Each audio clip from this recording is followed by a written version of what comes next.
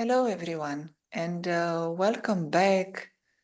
After a short break, we continue the series on complete freedom from anger, negativity, and depression and sadness.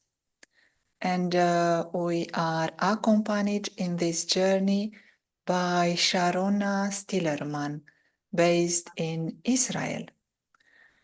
We are now once again understanding that anger is a habit, is a response that you have learned, and in the same way you learned something, you can unlearn it.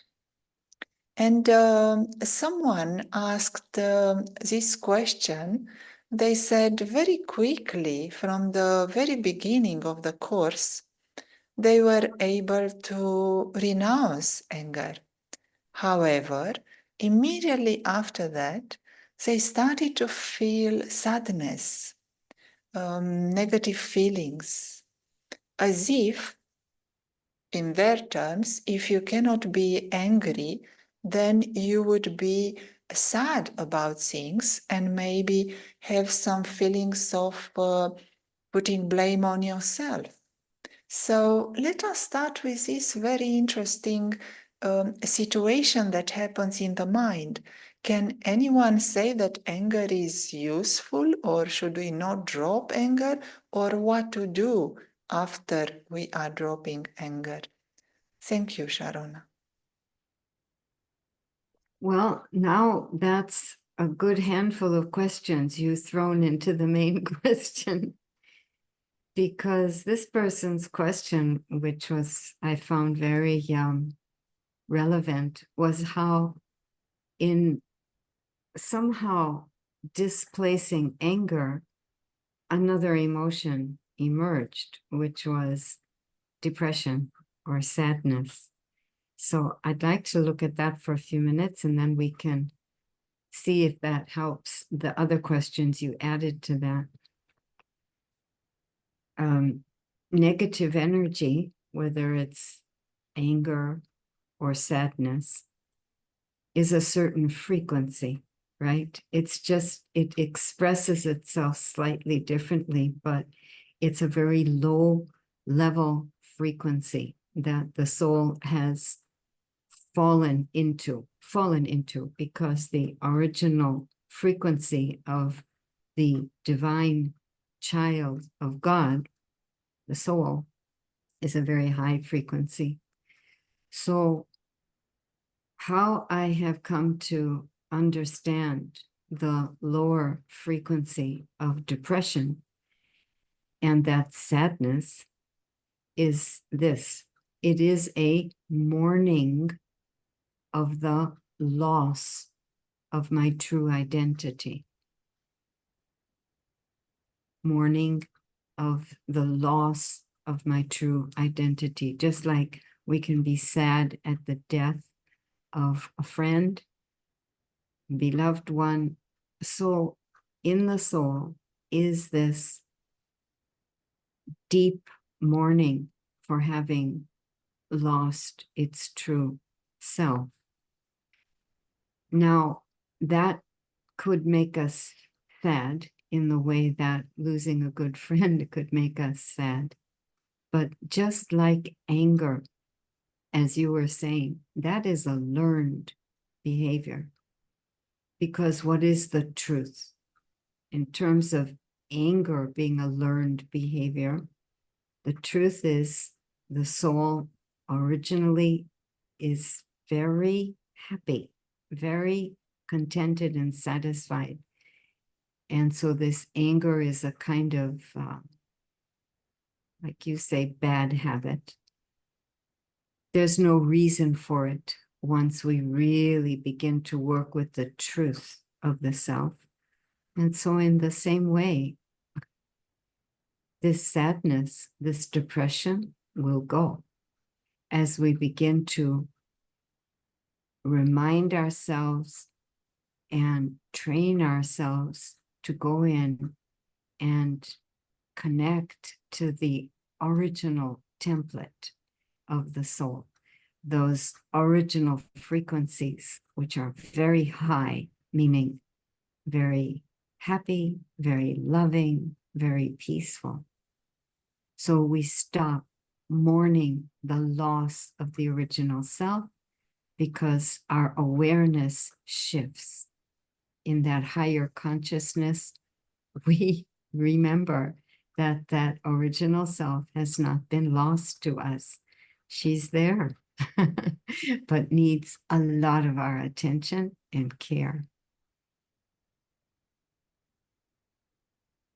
Great. So there is no need to be cautious about dropping anger. And what would be your advice to someone who is experiencing feelings of sadness and depression Patience, immediately after dropping anger? What is the first step? What patience, shall we do now?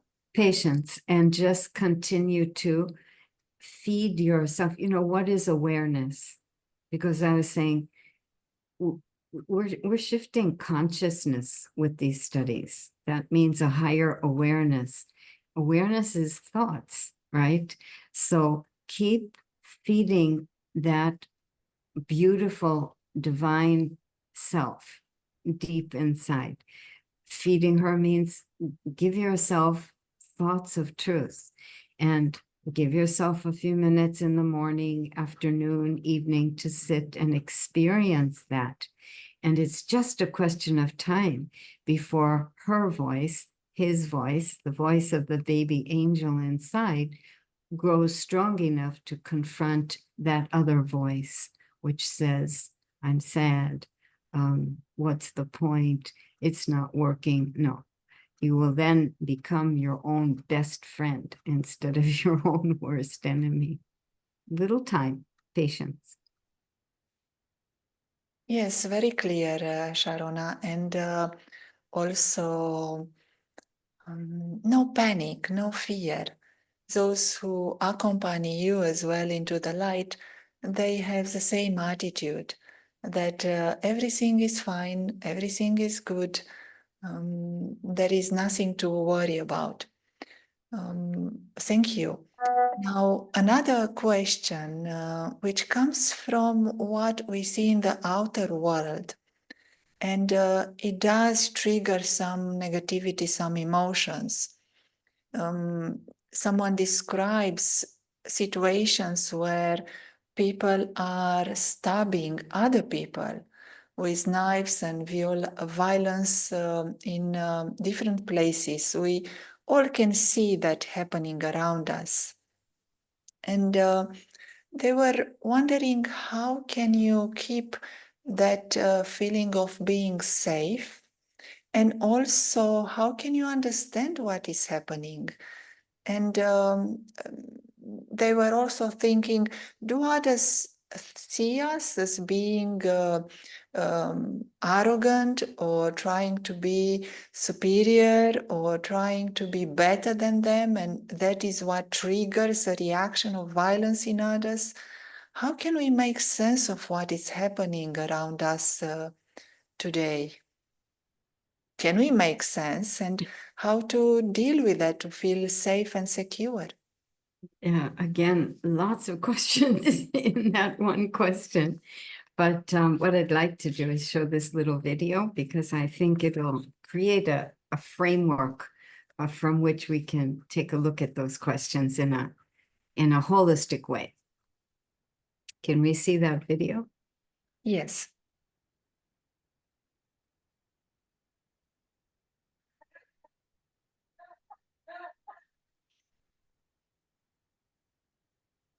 There should be some sound.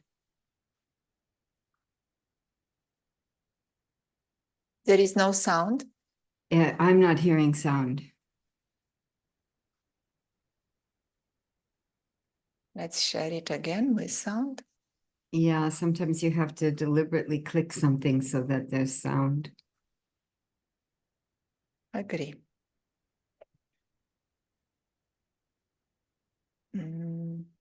No.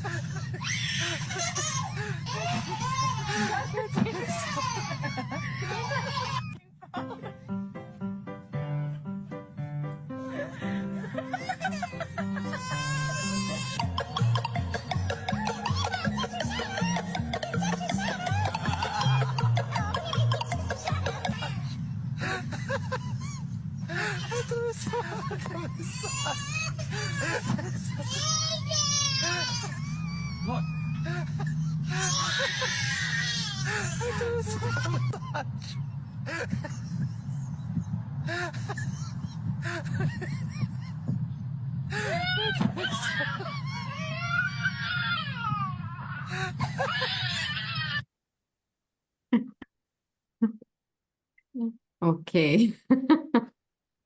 So to understand why I wanted to show that video, we have to kind of understand how I was seeing it. So what we see here are little kids, right? And we also see their shadows, and they are happy with their shadows. Joanna, they're happy? No, I think they are not. They are scared a little bit of They're it. scared. They're scared. They're screaming, and also they are running away. So the thing is to understand the symbolism here, who and what is represented by these little kids, and who and what is represented by these shadows. Because many people would say, well, maybe the little kid is me, and maybe the shadow is all the dark things in my life and the world around me, and we run away from them. Would you agree with that, Joanna? Yes, yes. There is the experience of being afraid of something within me, less and less, but yes, I can see that. Oh, I think fear is such a subtle energy, and it does take away a lot of our vital force, our original power. But what I would like to suggest, and this is why I like this little video, is what if those shadows, which are created by light, right? There has to be a strong light either on top of you or behind you, which enables you to see those shadows. What if those shadows were not our dark forces, but actually symbolic of our highest, truest, purest self, which actually is following us every moment, wanting to be acknowledged for what it is. I'm not saying the darkness inside us is what we really are. I'm saying, can we imagine that those shadows following us are really shadowy only in the sense that an angel isn't powerfully defined by outlines that are so visible, but are somewhat obscured. Our perfect self, our highest self, can we imagine that that's maybe what we're afraid of, and maybe what we're running away from again and again? Perhaps into the comfort zone of our habits, which are anger or fear or sadness. These have become like comfort zones now. So it really comes down to how much can I prove to myself that goodness is a power, especially if it's coming from that higher frequency, not from learned mannerisms, so that I'm good on the outside, but inside that frequency is still very low. There's no power in that. But if I'm bringing patience to a situation or an emotion inside me, or someone else needs it, patience or tolerance or even acceptance and even courage or the ability to face something, but I'm working from the high frequency energy of that. I've tapped that within and I'm bringing that into my thoughts and my words. And that's a power. And that's not only going to change me and the way I work with myself, but it's also going to change the relationships I have, the quality of my relationships, the quality of the environment in the family, and the quality of the environment at work, at school, and even the neighborhood I live in, the city, the country, the world, Joanna, which is why we say in the Brahma Kumaris that when I change, the world changes. That is the force, the power of high frequencied goodness. That truth moves together with the fact that we're in very, very special times now. What I mean to say here is that even according to the very frightening things we see happening outside, we need to understand that we are in times of extreme. It's not extreme goodness, it's extreme evil. But anytime the pendulum swings to an extreme, there's only one place for it to go, which is back to the other extreme. The only question is what's going to move it from this extreme over to the other extreme. That's us. That's you and me. And actually, we only need a critical mass number of people putting out these very high frequency energies of peace and love, which is the stuff of patience, respect, even courage, even taking a stand. But to do it with peacefulness, to do it with self-confidence, which isn't arrogance, but is pure pride that I am a child of the divine, you are a child of divine, and this is the time for the pendulum to start its swing. So can I not make myself a player in the role of such an instrument, such a helper of God in moving that pendulum to the other side by making sure that in my life, from my inner world, is being generated only that highest energy. Yeah, very beautiful, very clear.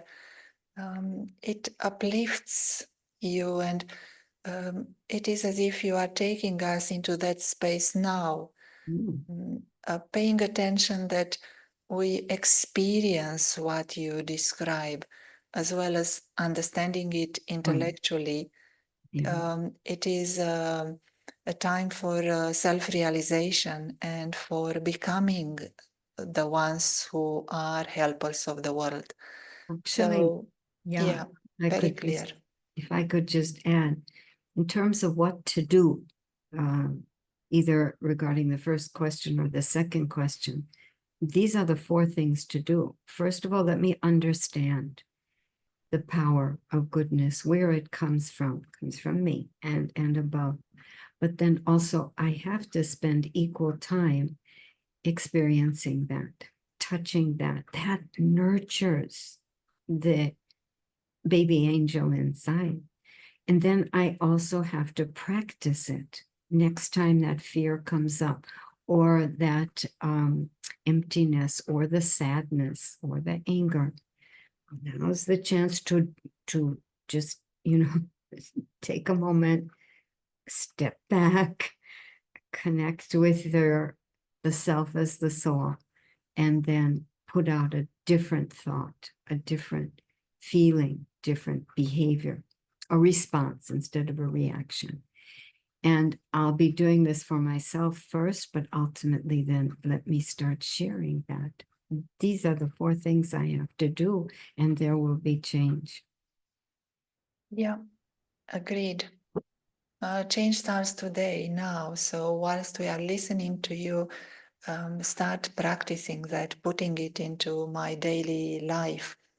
And maybe last question, equally important. When we have that negative chatter in our mind, when we can't stop that negative thoughts, and in particular, a voice that maybe you have internalized. Someone was saying if you grow up into an environment where someone is worrying all the time and they express that worry, that fear, maybe you are developing that inner voice that is critical, that is seeing only situations that can bring you some loss.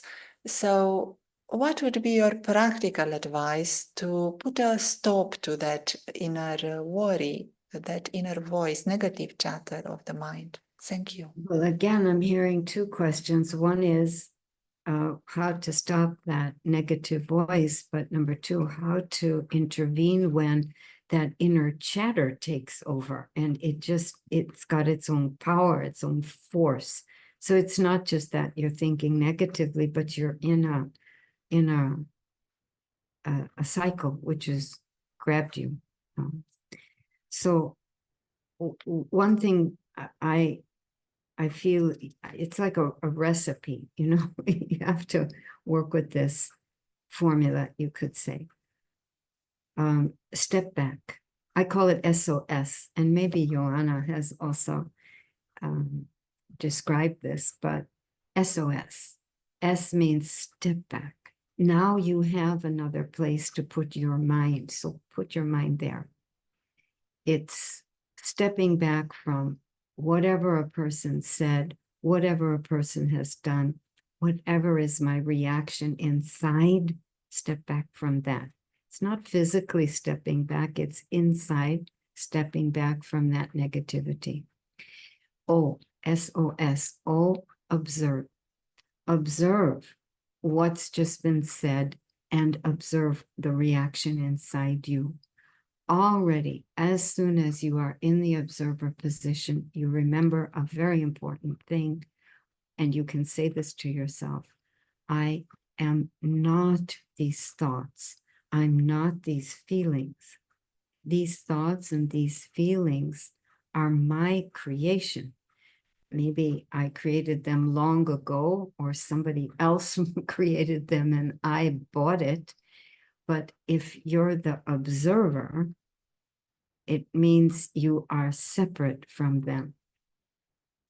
And you are able to step back and observe, which should prove to you that they are not you. These thoughts and these feelings are not you.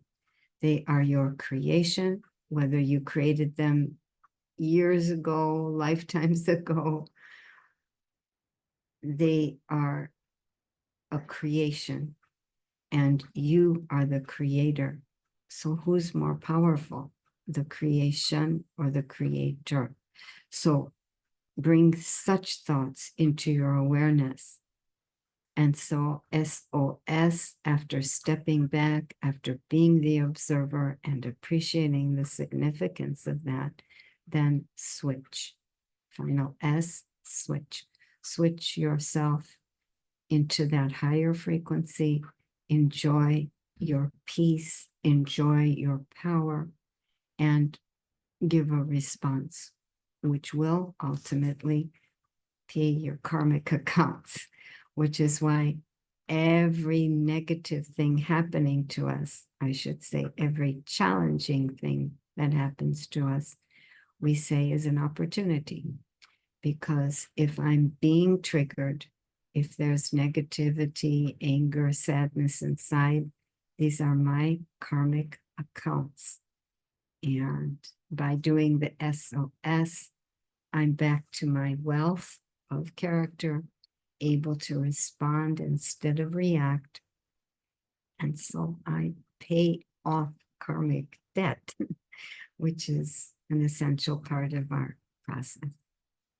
Okay, so we take just a minute or two of silence to absorb some of these things.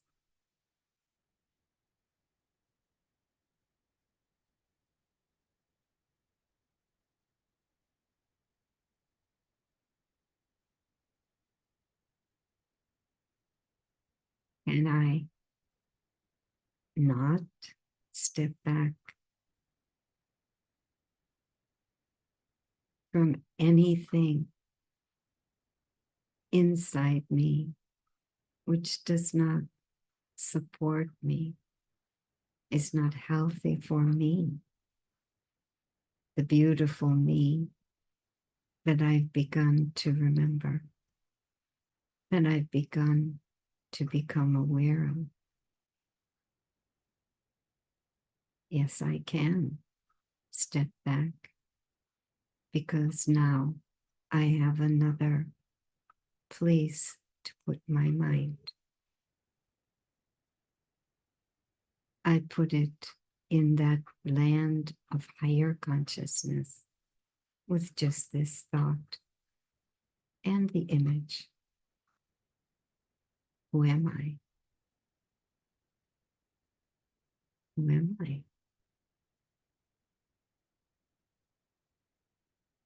Am I not that tiny, sparkling entity, the being inside this human form? Divine, pure, godly energy, connected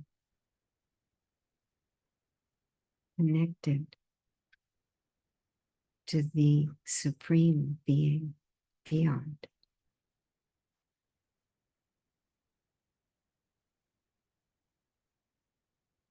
Filling with the streams of light flowing to me from the supreme beyond, just like a river.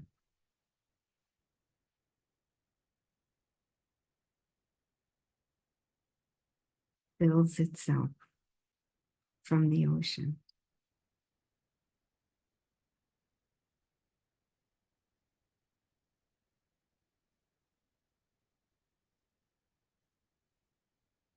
In this way,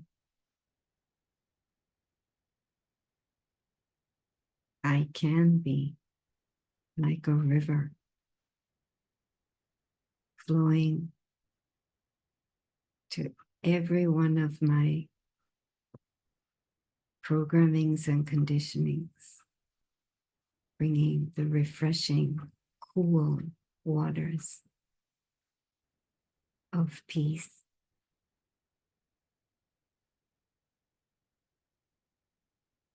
And flowing further outwards through the eyes and my words.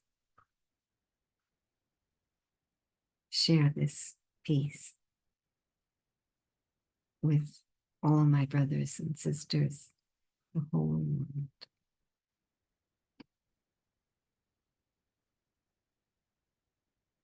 Om Shanti.